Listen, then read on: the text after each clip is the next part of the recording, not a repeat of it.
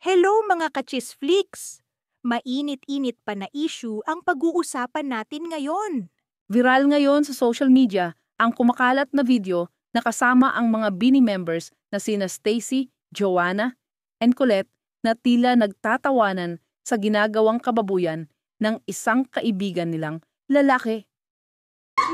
Ganyan yung ginagawa niya kay Ashley. Sinasabunot 13 years old. Sinasabunot na 13 years old. Sabi ni Stacy, ganyang ginagawa niya kay Ashley.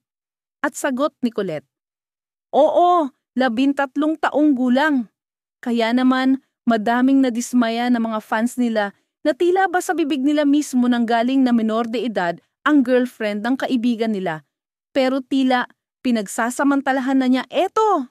We are aware of a circulating video allegedly involving members of Bini. Please know that your emotions are valid. There is no doubt about that. However, it's important to remember that no one is perfect.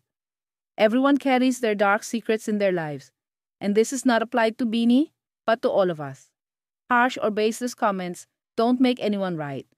As of now, the full context of the video is still unknown, and we urge everyone to consider that before passing judgment. Let's be smart about how we respond to what leaks online. Not everything we see on social media is automatically true or false, and it needs to be addressed by the involved people in the issue. Wala pa din sagot ang tatlong Bini sa ngayon. Ano sa tingin nyo mga ka-chisflix? Ipagtatanggol pa ba ng mga blooms ang tatlo? Comment sa baba ang iyong opinyon.